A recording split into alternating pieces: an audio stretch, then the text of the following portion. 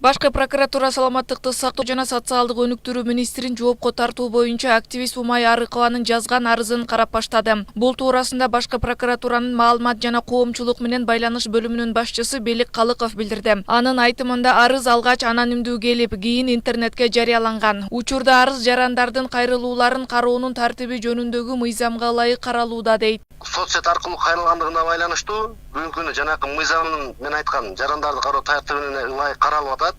Бунун тартиби боюнча 14 күндүк неси бар, мөөнөтү бар. Бул келген бизге 16-сында келиптир. Бүгүн даже 5 күн боло элек келгенинечи. Анан азыр соцсеттерге чыккан кайрылуусу, мурдага келген анонимдүү кайрылуулардын бардыгы боюнча азыр биздин балдар текшерип атышат. Бүгүнкү күндө кароо стадиясында окончательный чечим чыгара элек. Бул арада социалдык түйүндө министр Алымкадыр Бейшеналиевди кылмыш жоопкерчилигине тартуу петициясына 900гө жакын адам кол койгону белгилүү болду. Ал эми юрист Нурбек Токтакунов коргошундун арты менен президент Садыр Жапаров өзүнө карата мыйзамсыз аракетке барганын айтып чыкты. Юрист төмөнкү беренелерди келтирип, анда кылмыш жоопкерчилиги бар экенин айтат. Жазык кодексинин 153 беренесинде адамды сыноону мыйзамсыз жүргүзүүгө тыюу салынат. Эгерде адамдын ден соолугуна зыян келтирген дары каражаттарын клиникалык сыноодон адамдын макулдугусуз же мыйзамсыз өткөрсө 4-категориядагы айыппул салынып, 2 жылга чейин жумуштан четтетүү жана 2-категориядагы эркиндигинен ажыратылат. 159 берене. Мыйзамсыз дарылоо иши тиешелүү түрдөгү медициналык билими жок адам тарабынан жасалса, 4-категориядагы айыппул салуу, 2 жылга чейин кызматтан четтетүү жана 2-категориядагы эркиндигинен ажыратууга жазаланат. Калктын саламаттыгына каршы кылмыштар. 277 берене. Сатып өткөрүү максатында күчтүү таасир этүүчү же улуу заттарды мыйзамсыз жүргүзүү. 278 берене. Күчтүү таасир этүүчү же улуу заттарды жүргүзүү эрежелерин бузуу. 279 берене. Дары каражаттарын мыйзамсыз өндүрүү же сатуу. Дары каражаттарын диагностикалык, профилактикалык дарылоо, косметикалык буюмдарын дарылоо алдын алуу. Мыйзамсыз өндүрүү же сатуу этиятсыздыктан адамдардын уулануусуна же башка оор зыян алып келсе, 4 же 2-категориядагы айып менен 2 жылга чейин кызматтан четтетүү же белгилүү бир иш менен алектенүү укугунан ажыратуу менен 2-категориядагы эркиндигинен ажыратуу жазаланат. 280 берене. Санитардык эпидемиологиялык эрежелерди бузуу. Атайлап адамдардын уулануусуна же башка оор зыянга алып келген санитардык эпидемиологиялык эрежелерди бузууда 4-категориядагы айыппул салуу же 2 жылга чейин иштөө укугунан ажыратуу менен 2-категориядагы эркинен ажыратуу каралган. 281 берене. Адамдар үчүн коркунуч жараткан жагдай тууралуу маалыматты жашыруу же бурмалоодо адамдын өмүрүнө же ден соолугуна байланыштуу маалыматты жашыруу же бурмалоо.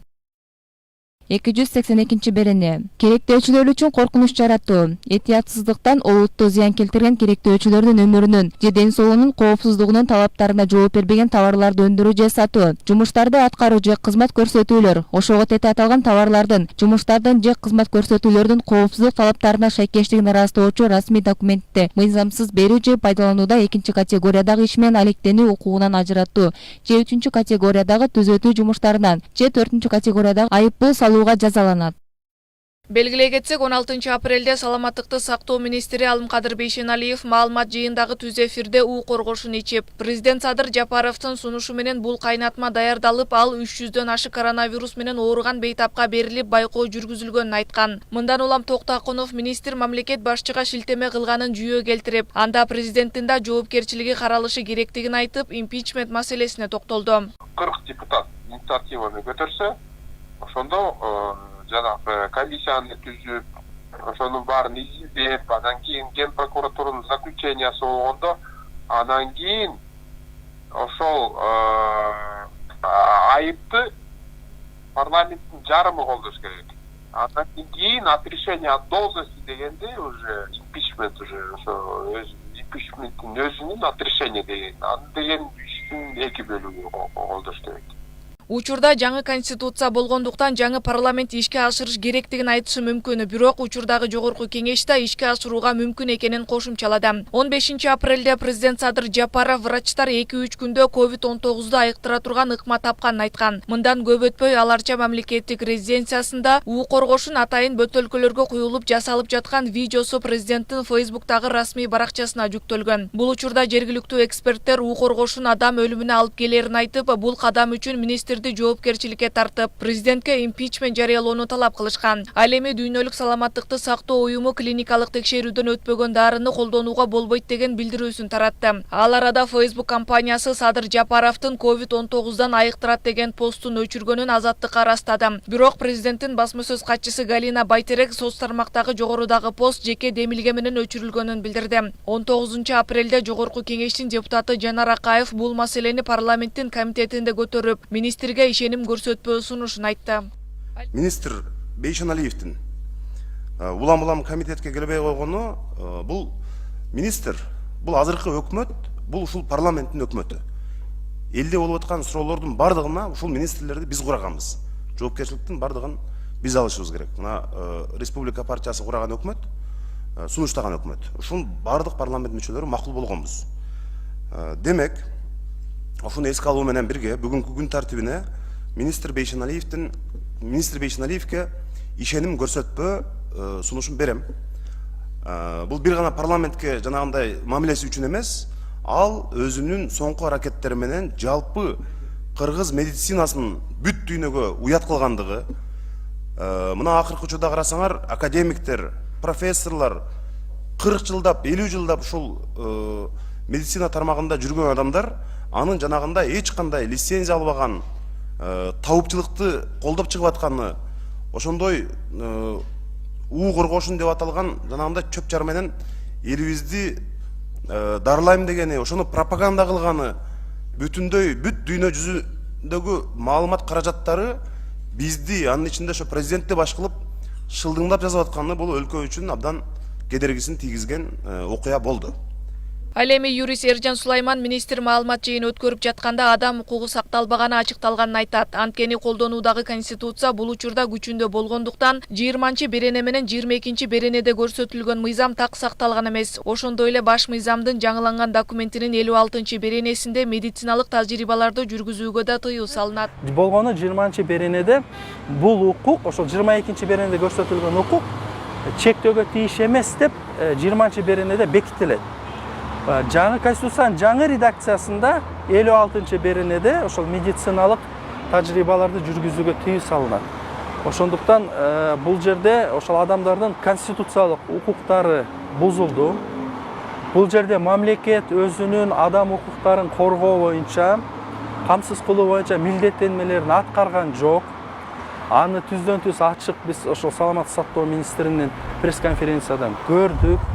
Демек, мындай учурдан кийин эгер Андыктан министр кызматын ээлегенге моралдык укугу жок экенин, анын аракетиндеги кылмыштын белгилери боюнча иликтөө жүргүзүлүшү керектигин белгилеп, жоопкерчилиги жазык кодексинде бир катар беренеге туура келгендиктен мыйзамга ылайык эркинен ажыратуу 2,5 жылдан жогору каралганын билдирди. Ал эми медицина боюнча эксперт Айбар Султангазиев текшерүүдөн өтпөгөн чөп менен саламаттыкты сактоо министри Кыргызстанды дүйнөгө уяткарды дейт. Ошол эле учурда министр буйруктун негизинде эмес иш алып барып, натыйжада уу коргошун бейтаптарга айтпай берилгенине токтолду.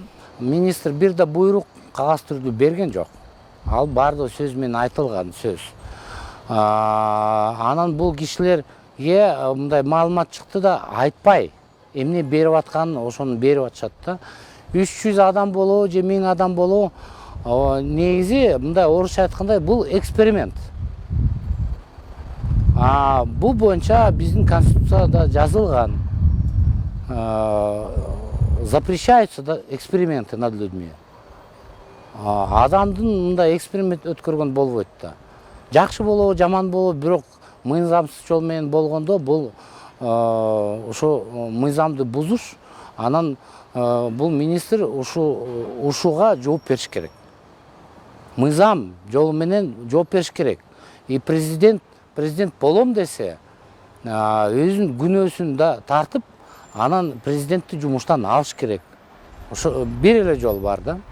Ошол эле учурда врачтар бейтаптарга уу коргошунду дары катары чын эле бергенин ачыктай албарын, эгер ачыктаса кызматынан кол жууп калуу коркунучу бар экенин кошумчалады. Бизге министр Алымкадыр Бейшеналиевке байланышууга мүмкүн болгон жок, бирок анын Спутник сайтына берген маегинде уу коргошунду берген бейтаптардан кагаз жүзүндө уруксаат албаганын айткан. Эске сала кетсек, учурда чуу жаратып жаткан уу коргошун чөбүн буга чейин табыптар рак жана башка ооруларды дарылоодо колдонуп келген, бирок медицина аны колдонууга тыюу салат.